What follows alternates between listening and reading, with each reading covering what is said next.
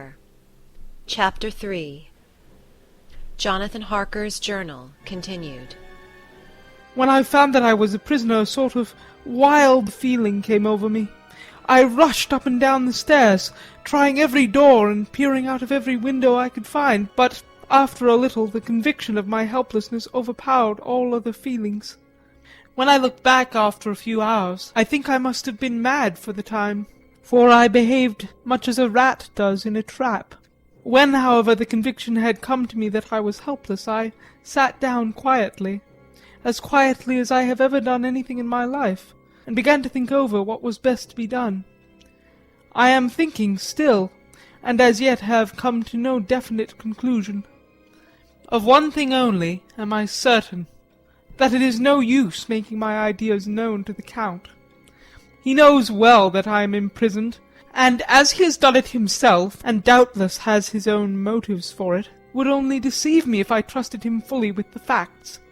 So far as I can see, my only plan will be to keep my knowledge and my fears to myself, and my eyes open.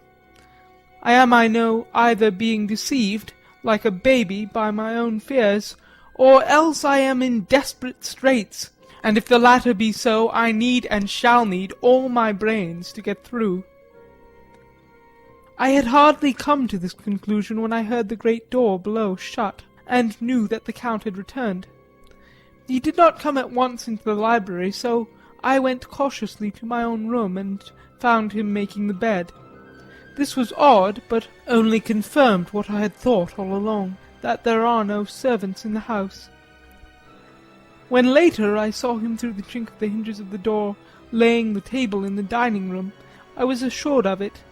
For if he does himself all these menial offices, surely it is proof that there is no one else in the castle. It must have been the Count himself who was the driver of the coach that brought me here. This is a terrible thought, for if so, what does it mean that he could control the wolves as he did by only holding up his hand for silence? How was it that all the people at Bistritz and on the coach had some terrible fear for me? What meant the giving of the crucifix, of the garlic, of the wild rose, of the mountain ash? Bless that good, good woman who hung the crucifix round my neck, for it is a comfort and a strength to me whenever I touch it. It is odd that a thing which I have been taught to regard with disfavour and as idolatrous should in a time of loneliness and trouble be of help.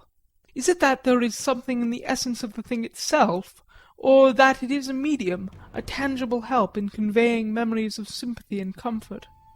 Sometime, if it may be, I must examine this matter and try to make up my mind about it. In the meantime I must find out all I can about Count Dracula, as it may help me to understand. Tonight he may talk of himself, if I turn the conversation that way. I must be very careful, however, not to awake his suspicion. Midnight. I have had a long talk with the Count. I asked him a few questions on Transylvania history, and he warmed up to the subject wonderfully. In his speaking of things and people, and especially of battles, he spoke as if he'd been present at them all. This he afterwards explained by saying that to a boyar the pride of his house and name is his own pride, that their glory is his glory, that their fate is his fate. Whenever he spoke of his house, he always said we, and spoke almost in the plural, like a king speaking. I wish I could have put down all he said exactly as he said it, for to me it was most fascinating. It seemed to have in it a whole history of the country. He grew excited as he spoke, and walked about the room, pulling his great white moustache, and grasping anything on which he laid his hands, as though it would crush him by main strength. One thing he said, which I shall put down as nearly as I can, for it tells in its way the story of his race. We Sakays have a right to be proud, for in our veins flows the blood of many brave races who fought as the lion fights for lordship. Here, in the whirlpool of European races, the Ugric tribe bore down from Iceland the fighting spirit which Thor and Woden gave them, which their berserkers displayed to such fell intent on the seaboards of Europe, ay, and of Asia and Africa too, till the peoples thought that the werewolves themselves had come. Here, too, when they came, they found the Huns, whose warlike fury had swept the earth like a living flame, till the dying peoples held that in their veins ran the blood of those old witches who, expelled from Scythia, had mated with the devils in the desert. Fools! Fools! What devil or what witch was ever so great as Attila, whose blood is in these veins? He held up his arms. Is it a wonder that we are a conquering race, that we were proud, that when the Magyar, the Lombard, the Avar, the Bulgar, or the Turk poured his thousands on our frontiers, we drove them back? Is it strange that when Arpad and his legions swept through the Hungarian fatherland, he found us here when he reached the frontier, that the Honfoglalas was completed there, and when the Hungarian flood swept eastward, the Szekelys were claimed as kindred by the victorious Magyars, and to us for centuries was trusted the guarding of the frontier of Turkeyland? Ay, and more than that, endless duty of the frontier guard, for as the Turks say, water sleeps, and the enemy is sleepless. Who more gladly than we throughout the four nations received the bloody sword, or at its warlike call flocked quicker to the standard of the king, when was proclaimed that great shame of my nation, the shame of Kosovo, when the flags of the Wallach and the Magyar went down beneath the crescent? Who was it but one of my own race who as voivode crossed the Danube and beat the Turk on his own ground? This was a Dracula indeed. Woe was it that his own unworthy brother, when he had fallen, sold his people to the Turk and brought the shame of slavery on them.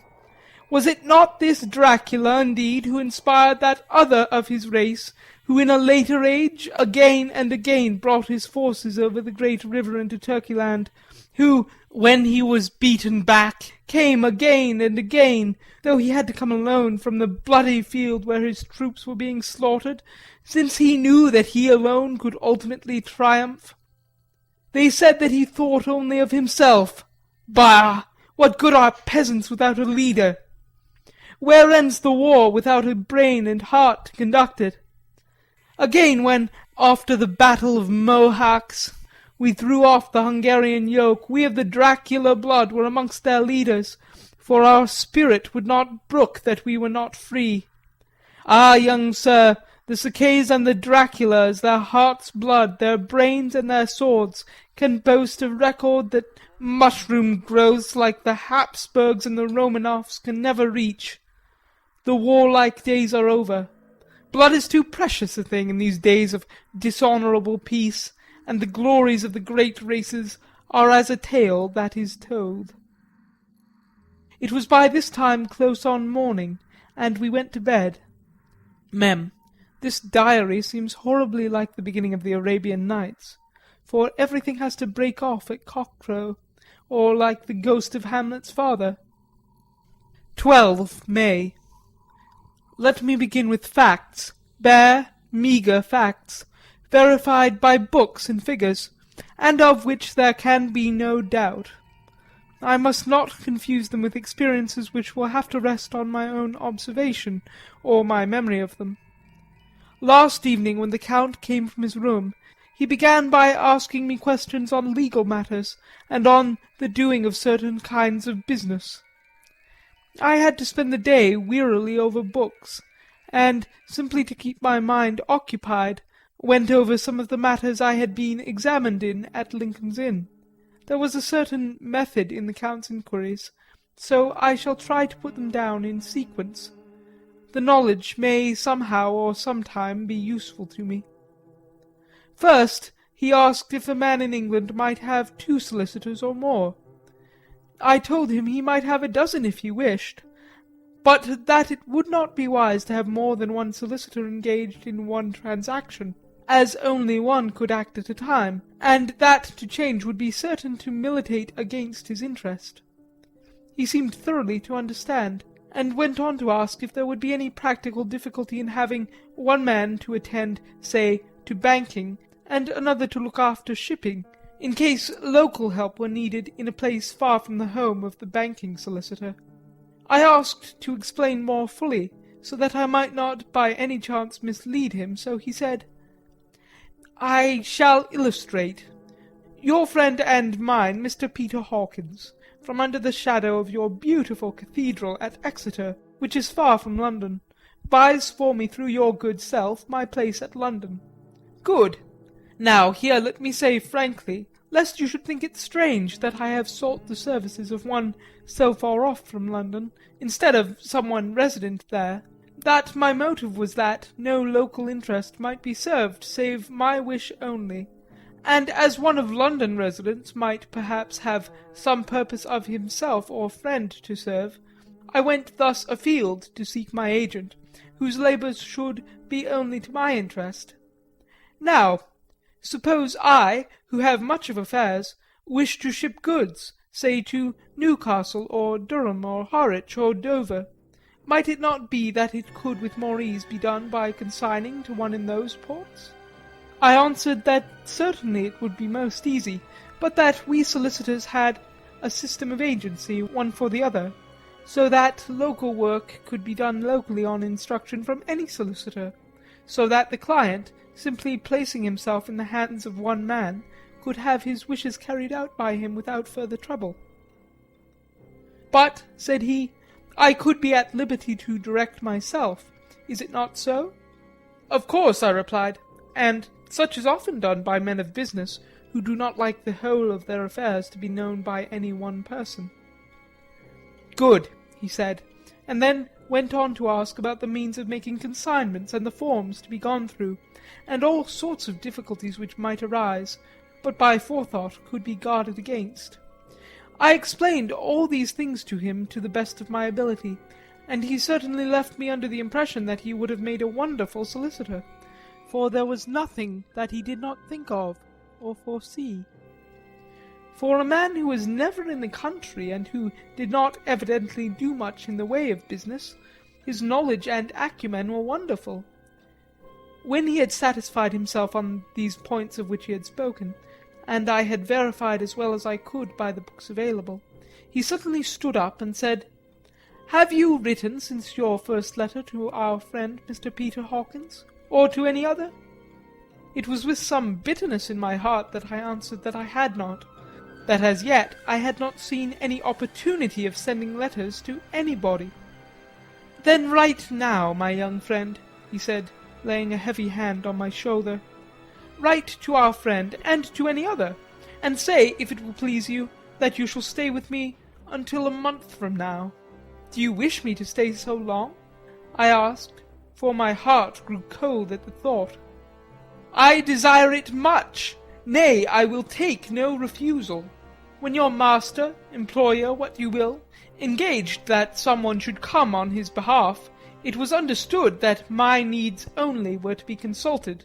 I have not stinted. Is it not so?" What could I do but bow acceptance? It was Mr. Hawkins' interest, not mine, and I had to think of him, not myself. And besides, while Count Dracula was speaking, there was that in his eyes and in his bearing which made me remember that I was a prisoner, and that, if I wished it, I could have no choice. The Count saw his victory in my bow, and his mastery in the trouble of my face, for he began at once to use them, but in his own smooth, restless way. "I pray you, my good young friend, that you will not discourse of things other than business in your letters. It will doubtless please your friends to know that you are well, and that you look forward to getting home to them, is it not so?" As he spoke he handed me 3 sheets of note-paper and 3 envelopes.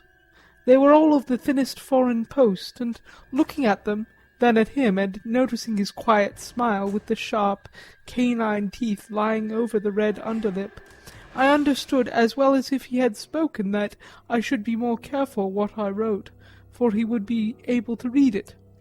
So I determined to write only 3 formal notes now, but to write to Mr. Hawkins in secret, and also to Mina, for to her I could write shorthand which would puzzle the Count if he did see it. When I had written my 2 letters, I sat quiet, reading a book, whilst the Count wrote several notes, referring as he wrote them to some books on his table. Then he took up my 2 and placed them with his own, and put by his writing materials, after which, the instant the door had closed behind him, I leaned over and looked at the letters, which were face down on the table. I felt no compunction in doing so, for, under the circumstances, I felt that I should protect myself in every way I could. One of the letters was directed to Samuel F. Billington, No. 7, The Crescent, Whitby, another to Herr Leutner, Varna, the third was to Coutts and Company, London, and the fourth to Herren Klopstock and Billroyd, bankers, Budapest. The second and fourth were unsealed. I was just about to look at them when I saw the door-handle move. I sank back in my seat, having just had time to resume my book, before the Count, holding still another letter in his hand, entered the room. He took up the letters on the table and stamped them carefully, and then turning to me, said, "I trust you will forgive me, but I have much work to do in private this evening. You will, I hope, find all things as you wish." At the door he turned, and after a moment's pause said, "Let me advise you, my dear young friend, nay, let me warn you with all seriousness, that should you leave these rooms, you will not by any chance go to sleep in any other part of the castle. It is old and has many memories, and there are bad dreams for those who sleep unwisely. Be warned, should sleep now or ever overcome you, or be like to do, then haste to your own chamber or these rooms, for your rest will then be safe. But if you be not careful in this respect, then—" He finished his speech in a gruesome way, for he motioned with his hands as if he were washing them. I quite understood. My only doubt was as to whether any dream could be more terrible than the unnatural, horrible net of gloom and mystery which seemed closing around me. Later. I endorse the last words written, but this time there is no doubt in question. I shall not fear to sleep in any place where he is not. I have placed the crucifix over the head of my bed. I imagine that my rest is thus freer from dreams, and there it shall remain. When he left me I went to my room. After a little while, not hearing any sound, I came out and went up the vast stone stair to where I could look out towards the south. There was some sense of freedom in the vast expanse, inaccessible though it was to me, as compared with the narrow darkness of the courtyard. Looking out on this, I felt that I was indeed in prison, and I seemed to want a breath of fresh air, though it were of the night. I am now beginning to feel this nocturnal existence tell on me. It is destroying my nerve. I start at my own shadow, and am full of all sorts of horrible imaginings. God knows that there is ground for my terrible fear in this accursed place. I looked out over the beautiful expanse, bathed in soft yellow moonlight, till it was almost as light as day. In the soft light the distant hills became melted, and the shadows in the valleys and gorges of velvety blackness. The mere beauty seemed to cheer me. There was peace and comfort in every breath I drew. As I leaned from the window my eye was caught by something moving a story below me, and somewhat to my left, where I imagined, from the order of the rooms, that the windows of the Count's own room would look out. The window at which I stood was tall and deep, stone-mullioned, and, though weather-worn, was still complete, but it was evidently many a day since the case had been there. I drew back behind the stonework and looked carefully out. What I saw was the Count's head coming out from the window. I did not see the face, but I knew the man by the neck and the movement of his back and arms.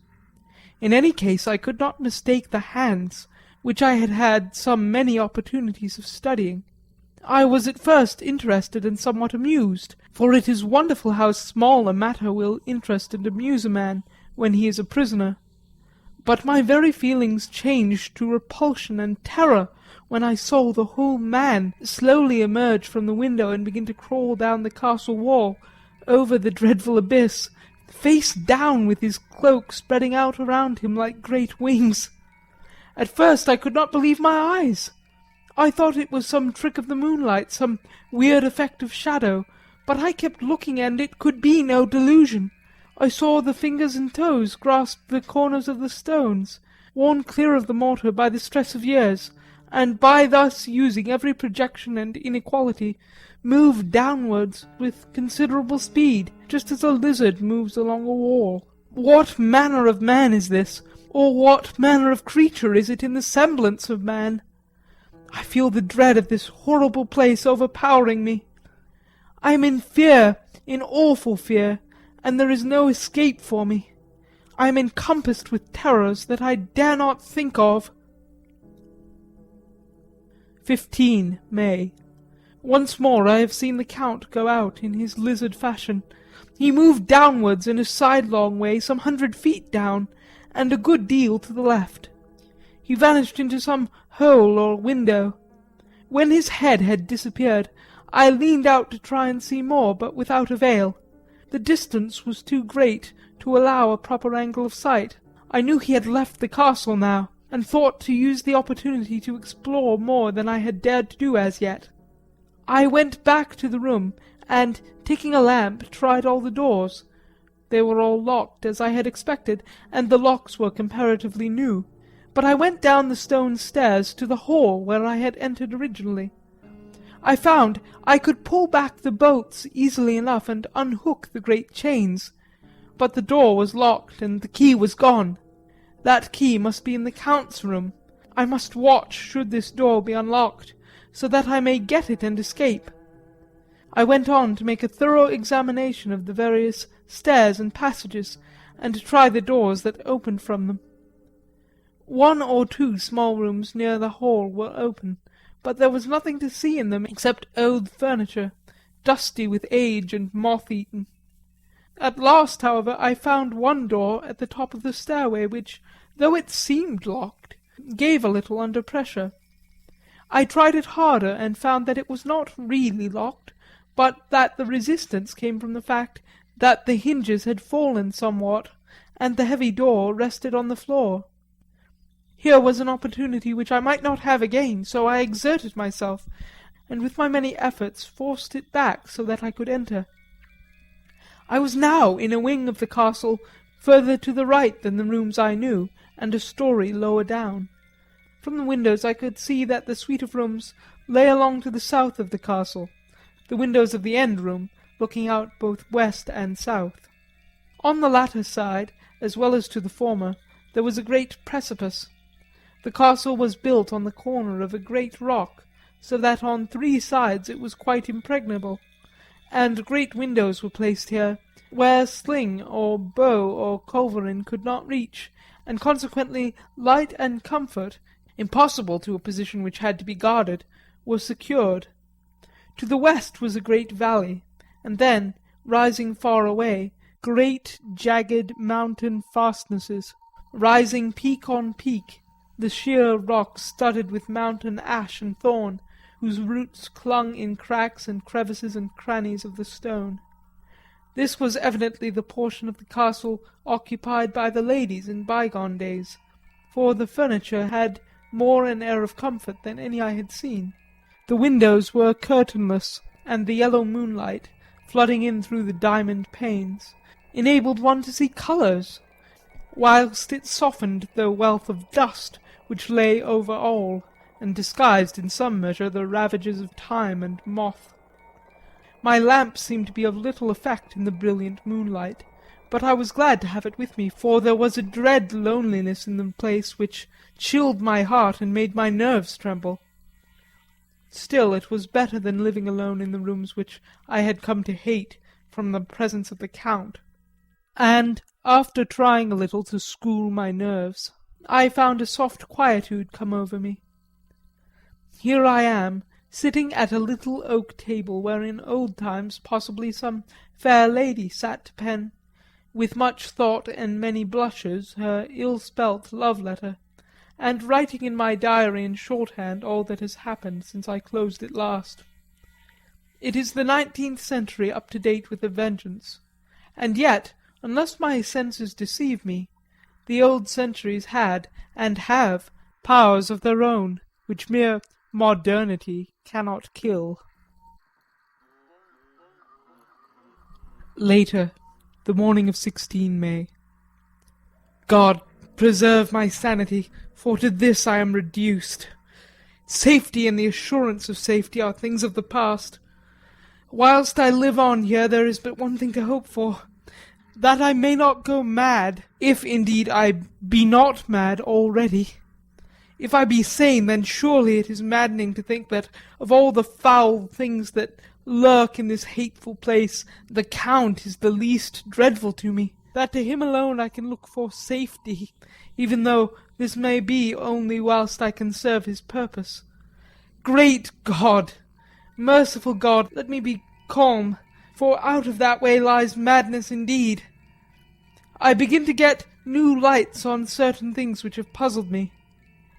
Up to now I never knew quite what Shakespeare meant when he made Hamlet say, "My tablets, quick, my tablets, 'tis meet that I put it down," etc.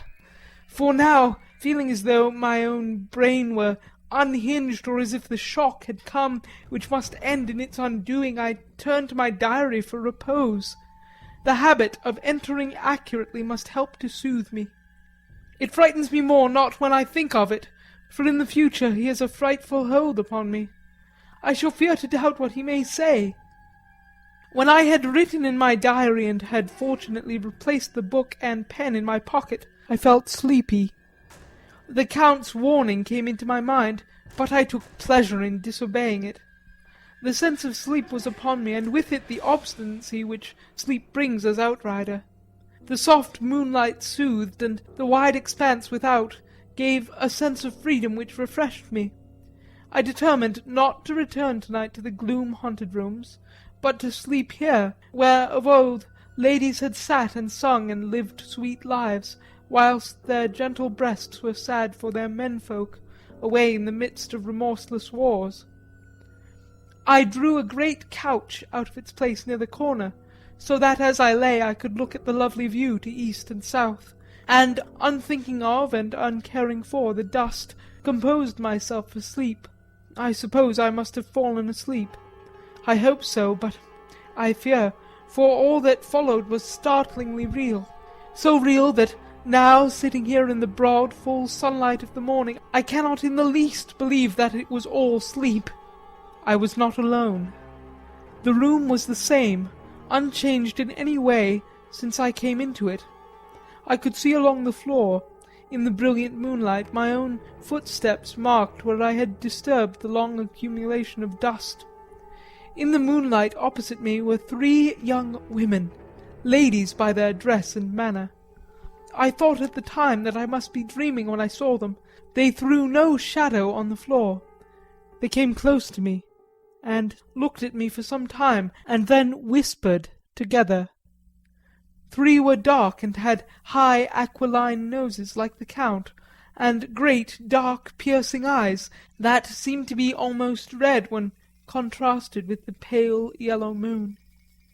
The other was fair as can be, with great masses of golden hair, and eyes like pale sapphires. I seemed somehow to know her face, and to know it in connection with some dreamy fear, but I could not recollect at the moment how or where. All 3 had brilliant white teeth that shone like pearls against the ruby of their voluptuous lips. There was something about them that made me uneasy, some longing, and at the same time some deadly fear. I felt in my heart a wicked, burning desire that they would kiss me with those red lips.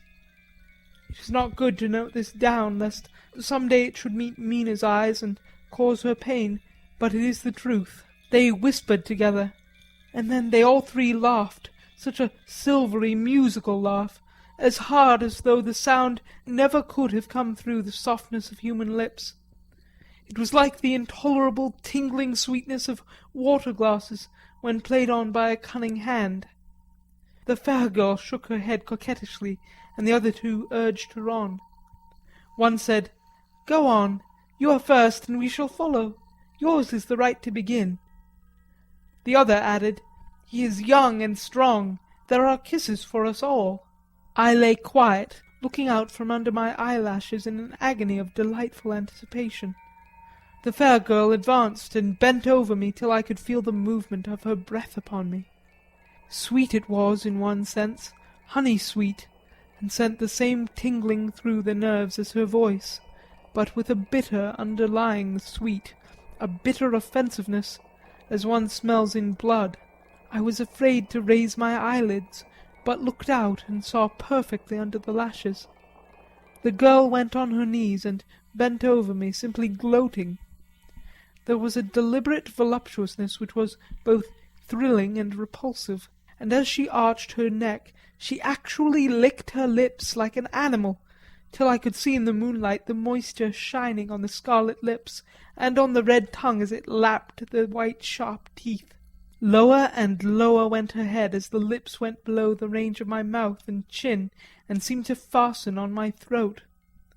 Then she paused, and I could hear the churning sound of her tongue as it licked her teeth and lips, and I could feel the hot breath on my neck. Then the skin of my throat began to tingle as one's flesh does when the hand that is to tickle it approaches nearer, nearer. I could feel the soft, shivering touch of the lips on the super-sensitive skin of my throat, and the hard dents of two sharp teeth just touching and pausing there. I closed my eyes in languorous ecstasy and waited with beating heart. But at that instant another sensation swept through me as quick as lightning. I was conscious of the presence of the Count, and of his being as if lapped in a storm of fury. As my eyes opened involuntarily, I saw his strong hand grasp the slender neck of the fair woman, and with giant's power draw it back, the blue eyes transformed with fury, the white teeth champing with rage, and the fair cheeks blazing red with passion. But the Count! Never did I imagine such wrath and fury, even to the demons of the pit. His eyes were positively blazing. The red light in them was as lurid as if the flames of hell-fire blazed behind them. His face was deathly pale, and the lines of it were like hard-drawn wires. The thick eyebrows that met over the nose now seemed like a heaving bar of white-hot metal. With a fierce sweep of his arm he hurled the woman from him, and then motioned to the others as though he were beating them back. It was the same imperious gesture that I had seen used to the wolves. In a voice which, though low and almost in a whisper, seemed to cut through the air and then ring in the room, he said, "How dare you touch him, any of you? How dare you cast your eyes on him when I had forbidden it? Back, I tell you all! This man belongs to me. Beware how you meddle with him, or you'll have to deal with me." The fair girl, with a laugh of ribald coquetry, turned to answer him, "You yourself have never loved. You never love." On this the other women joined, and such a merciless, hard, soulless laughter rang throughout the room that it almost made me faint to hear. It seemed like the pleasure of fiends. Then the Count turned, after looking at my face attentively, and said in a soft whisper, "Yes, I too can love. You yourselves can tell it from the past. Is it not so? Well, now I promise you that when I am done with him you shall kiss him at your will. Now go, go, I must awaken him, for there is work to be done." "Are we to have nothing to-night?" said one of them with a low laugh as she pointed to the bag which he had thrown upon the floor, and which moved as though there were some living thing within it. For answer he nodded his head. One of the women jumped forward and opened it. If my ears did not deceive me, there was a gasp and a low wail, as of a half-smothered child. The women closed round while I was aghast with horror. But as I looked, they disappeared, and with them the dreadful bag. There was no door near them, and they could not have passed without my noticing. They simply seemed to fade into the rays of the moonlight, and pass out through the window, for I could see outside the dim, shadowy forms for a moment before they entirely faded away. Then the horror overcame me, and I sank down unconscious. End of Chapter 3